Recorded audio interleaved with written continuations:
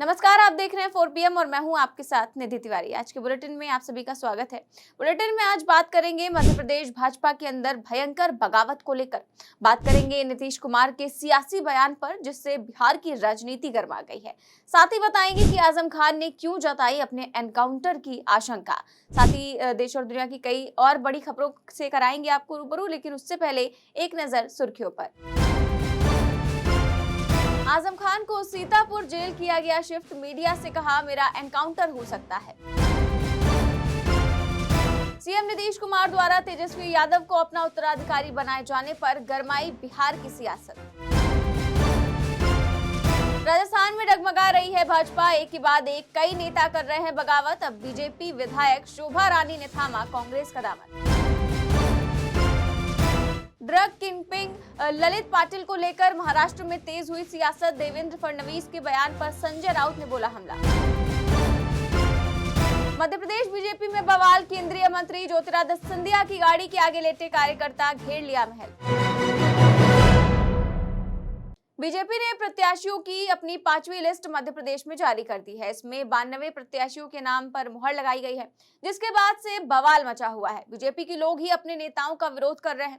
कल जहां केंद्रीय मंत्री धर्मेंद्र यादव को घेर लिया गया था, उनके साथ धक्का मुक्की की गई थी, गाली गलौज हुई थी, तो वहीं आज ज्योतिरादित्य सिंधिया के महल को कार्यकर्ताओं ने घेर लिया है और भारी बवाल हुआ है। क्या है पूरा मामला, देखिए इस रिपोर्ट में।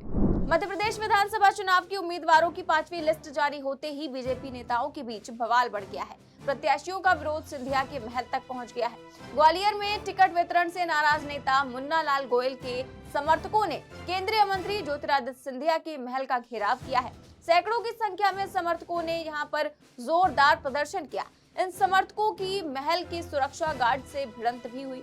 इस बीच महिलाओं ने भी महल के पहले चेक पॉइंट पर जबरदस्ती अंदर घुसने की कोशिश की। मुन्ना लाल गोयल के समर्थकों ने न केवल केंद्रीय मंत्री ज्योतिरादित्य सिंधिया के महल का घेराव किया, बल्कि उनकी गाड़ी के आगे लेट भी गए। ये देखकर सिंधिया गाड़ी से उतरे और समर्थकों को समझाया। इसके बाद पुलिस सुरक्षा में उनकी गाड़ी मौके से रवाना हुई। यही नहीं, कल रात भी जबरदस्त विरोध देखने को मिला था बीजेपी में, जब कार्यकर्ताओं ने संभागीय ऑफिस पर जमकर हंगामा किया था। शहर की उत्तर मध्य विधानसभा से किसी बाहरी प्रत्याशी को टिकट देने से नाराज कार्यकर्ताओं ने केंद्रीय मंत्री और मध्य प्रदेश चुनाव के प्रभारी भूपेंद्र यादव के साथ धक्का मुक्की की। उनके गनमैन ने जब बीच बचाव करने की कोशिश की तो उसके साथ भी मारपीट की गई। इस दौरान बीजेपी कार्यकर्ताओं ने वीडी शर्मा के खिलाफ जमकर नारेबाजी भी की।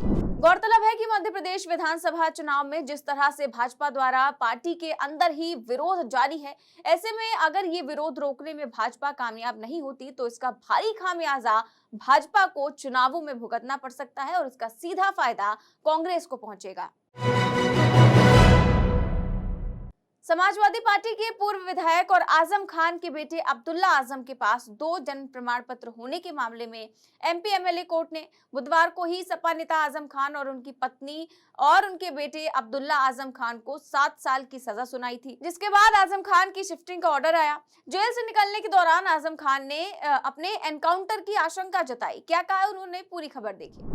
2 जन्म प्रमाण पत्र मामले में 7 साल की सजा काट रहे समाजवादी पार्टी के वरिष्ठ नेता आजम खान और उनके बेटे अब्दुल्ला आजम को रामपुर जेल से शिफ्ट कर दिया गया था। इसके बाद शनिवार को उनकी शिफ्टिंग के आदेश प्रशासन को मिले। रविवार सुबह दोनों को जेल से जिला अस्पताल ले जाया गया। यहाँ पर जांच के बाद उनको दूसरी जगह के लिए रवाना कर दिया गया। बता दें कि जेल से निकलने के दौरान आजम खान ने कहा कि उनका एनकाउंटर भी कराया जा सकता है और सवाल करते हुए उन्होंने कहा कि इतनी सुबह जेल से शिफ्ट करने का क्या मतलब है। बता दें कि उन्हें और उनके बेटे को सुबह 5 बजे के करीब रामपुर जेल से जांच के लिए जिला अस्पताल लाया गया। इसके बाद आजम ने पुलिस के वाहन में बैठने से इनकार किया। इसके कुछ देर बाद पुलिस अधिकारी भी सख्ते में आ गए, लेकिन बाद में आजम खान गाड़ी में बैठकर चले गए और आजम ने उम्र और बीमारी का हवाला भी दिया। वहीं बात करें अब्दुल्ला आजम की, तो उन्हें हरदोई की जेल में शिफ्ट किया गया है। गौरतलब है कि सपा नेता आजम खान और उनके बेटे को इस तरह जेल से शिफ्ट करने पर कई सवाल भी खड़े हो रहे हैं। तो वहीं दूसरी ओर कहा जा रहा है कि शासन के फैसले के बाद अब उन्हें हरदोई और सीतापुर की जेल में रखा जा रहा है।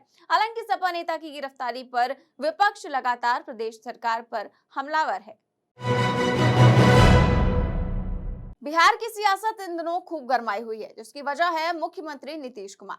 नीतीश कुमार ने जैसे ही अपना उत्तराधिकारी लालू यादव के बेटे तेजस्वी यादव को चुनने के संकेत दिए, इसके बाद तो मानो बवाल ही मच गया।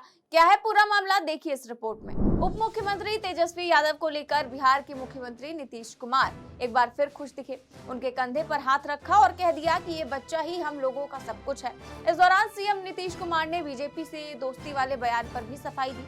सीएम ने कहा कि उनके बयान का गलत मतलब निकाला गया। मेरे कहने का मतलब बीजेपी के साथ होना बिल्कुल नहीं था। बता दें कि सीएम नीतीश कुमार द्वारा तेजस्वी यादव को उत्तराधिकारी घोषित करने पर आरजेडी सुप्रीमो लालू यादव ने भी खुशी जाहिर की और कहा कि ठीक है, बहुत अच्छा है। लेकिन सीएम के इस बयान को लेकर हमला बोलते हुए भाजपा के प्रदेश अध्यक्ष सम्राट चौधरी ने कहा कि नीतीश कुमार को यकीन नहीं है कि वो क्या कह रहे हैं। बिहार की जनता तय करेगी कि उनका उत्तराधिकारी कौन होगा।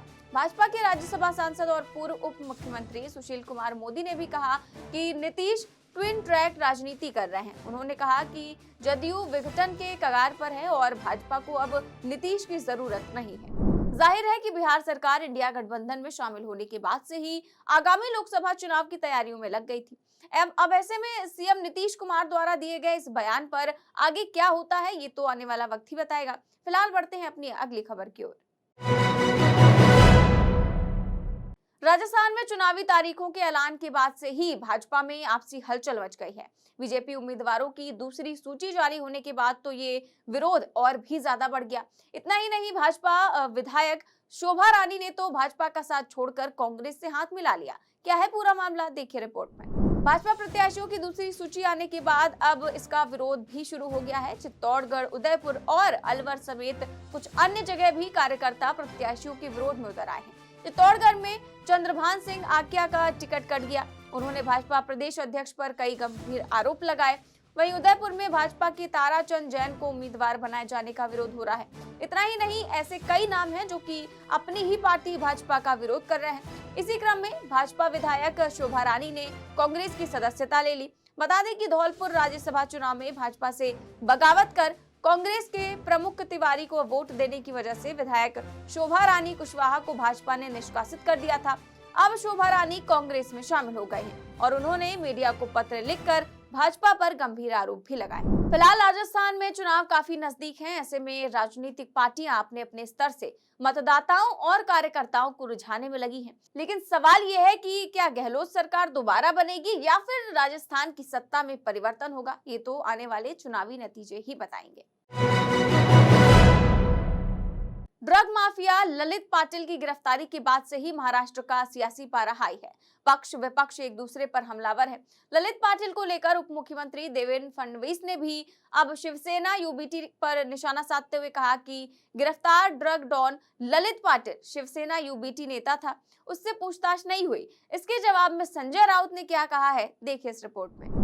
महाराष्ट्र की सियासत में नया भूचाल आ गया है। ड्रग माफिया ललित पाटिल की गिरफ्तारी के बाद शिवसेना यूबीटी पर निशाना साधते हुए महाराष्ट्र के उप मुख्यमंत्री देवेंद्र फडणवीस ने कहा कि गिरफ्तार drug don Lalit Patil Shivsena UBT नेता था, जो पहली बार दिसंबर 2020 में पकड़ा गया था, लेकिन ड्रग्स के मामले में उससे कभी पूछताछ ही नहीं हुई। वहीं फडणवीस ने इसके साथ ही चेतावनी भरे लहजे में ये भी कहा कि वो जल्द ही इस संबंध में कुछ और खुलासे करेंगे, क्योंकि जांच चल रही है और इसके बाद सरकार पर आरोप लगाने वाले सभी लोगों की बोलती बंद हो जाएगी।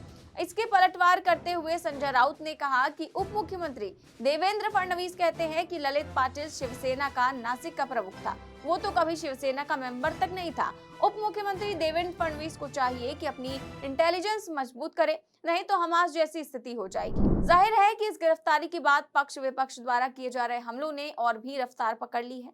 अब देखना ये होगा कि मामला कहां तक उछलता है और इसे लेकर कितने लोग सामने आएंगे।